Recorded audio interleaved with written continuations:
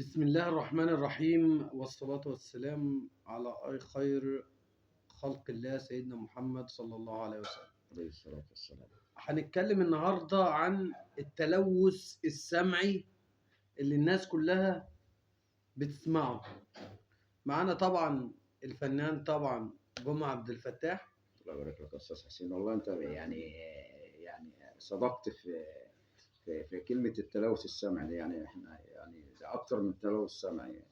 يعني الواحد مش عارف يعني يفسر اللي بيحصل ده بإيه يعني، وإزاي أذواق الناس، بس أذواق الناس اتغيرت، أو ودانهم السمع عندهم بقى يعني يعني ما بيفسرش بين الحلو والوحش. مش عارف أقول إيه يعني. هم عندهم السمع للأسف، مفيش سمع كويس، مفيش طرب اصلا كويس. اللي هم بيسمعوه ده بيقول لك ده طرب شعبي. اولا هو ما يعرفش حاجه اولا عن الطرب الشعبي خالص. الحقيقة في يعني. فرق ما بين الطرب الشعبي وفي فرق ما بين المهرجانات اللي هم مسمينها آه، شعبي، ومسمينها هي ديت اللي مدينها الطبقه. ده انا اصلا درست في الموسيقى، ده بنسميه تلوث سمعي. يعني انت بتبقى عندك ودانك هنا بيبقى فيها تلوث سمعي. وبعدين اصلا الفنان كده كده اصلا، او اللي بيسمع فن من غير اي كلام ومن غير اي حاجه خالص، بتلاقيه حس ما بين الكلمات اللي فيها فن وحس ما بين الكلمات اللي هي لا تعبر عن فن تاني. انت رأي حضرتك ايه؟ لا أنا رأي حضرتك، من رأي حضرتك، اللي بيحصل ده أساسا يعني ده يعني يفوق التلوث السمعي.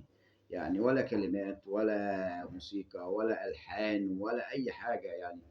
إحنا سايبين الأصل بتاع الموسيقى، وسايبين الفنانين اللي هم يعني عملوا حاجات مخلدة، وبندور على الحاجات الهابطة.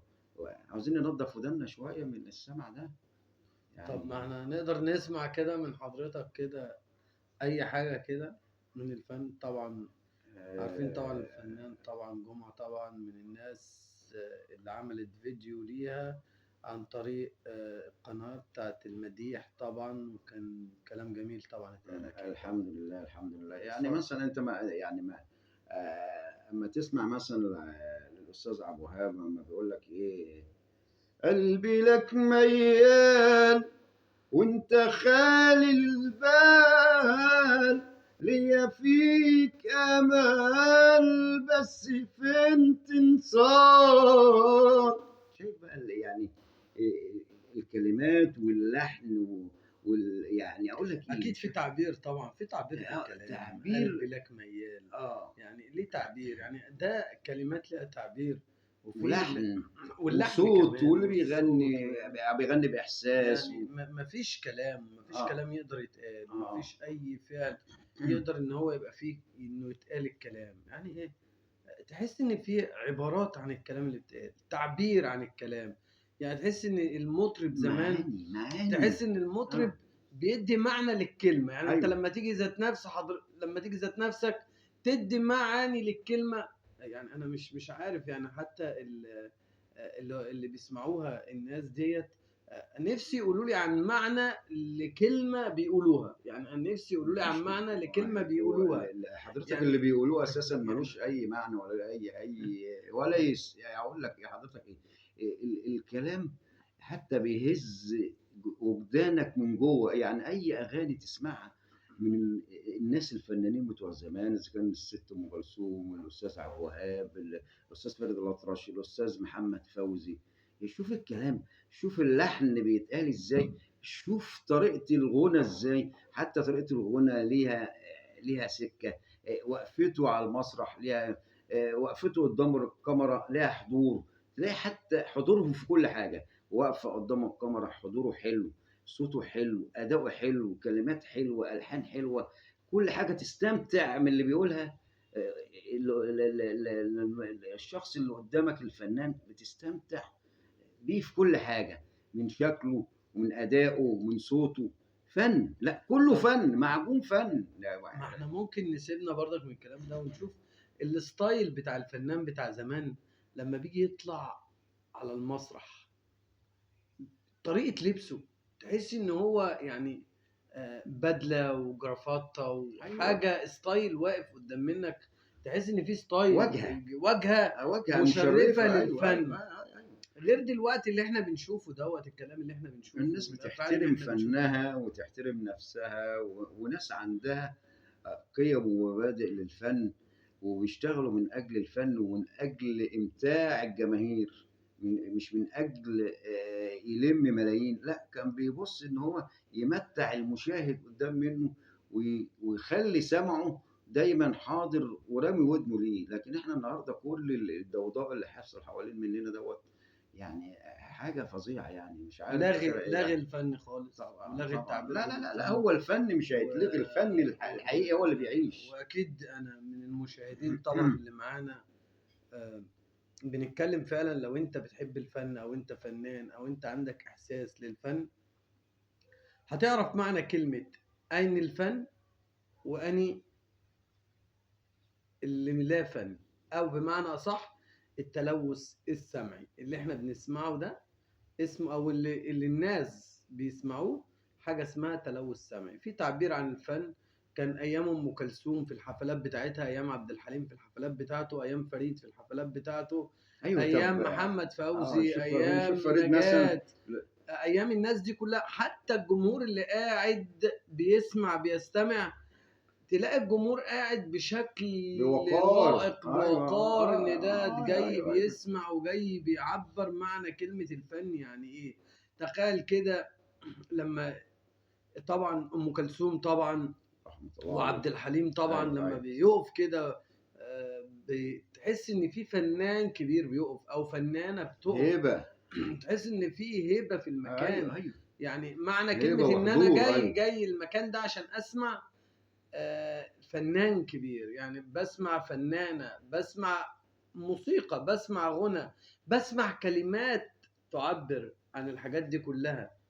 ايوه. كانوا بيتكلموا في كلام الحب يعني، بيهز شعورك، بيهز شعور اللي بيسمع وبيهز وجدانه، وبيعلموا الناس يعني ايه معنى الحب، يعني ايه انك تحب، ويعني عبد ايه. الحليم حافظ طبعا، عبد الحليم حافظ آه. وهو بيقول لها بتلوموني ليه، أيوة. بيغني لك بيقول لك بتلوموني ليه نار، بتلوموني ليه لو شفتم عيني حلوين قد ايه، هتقولوا انشغالي وسهد الليالي مش كتير عليه، ليه بتلوموني.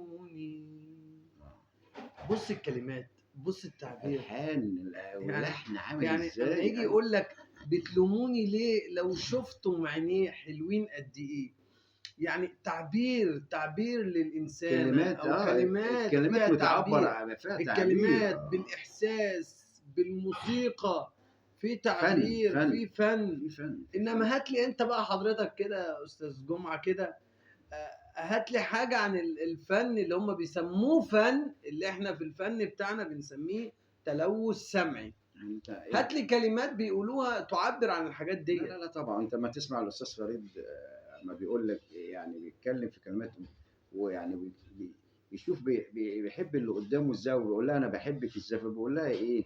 ليه كل الازهار بتحبك والطير والناس علشان الرقة اللي في قلبك، ولا الإحساس ليه لما بشوفك بعينيا روحي تغني وتغني الأزهار حواليا وتطمني.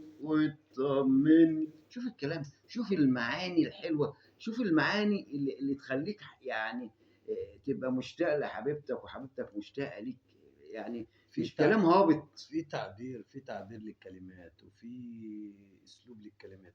وحتى انت، لا انت ذات نفسك شخصيا بيبقى عندك احساس بالكلمات. يعني انت لو مستمع صح وبتسمع للموسيقى صح وبتسمع للطرب صح وبتسمع للكلمات صح، هنا هتعرف معنى الكلمات. الكلمات هتخش مشاعرك، هتخش الاحساس بتاعك، هتتقمص شخصية الكلمات اللي بتتقال دي على طول. مفيش أي كلام يقدر يتقال عن الفن والتعبير الفني ومعنى كلمة الفن ومعنى كلمة الموسيقى ومعنى كلمة الكلمات دي كلها.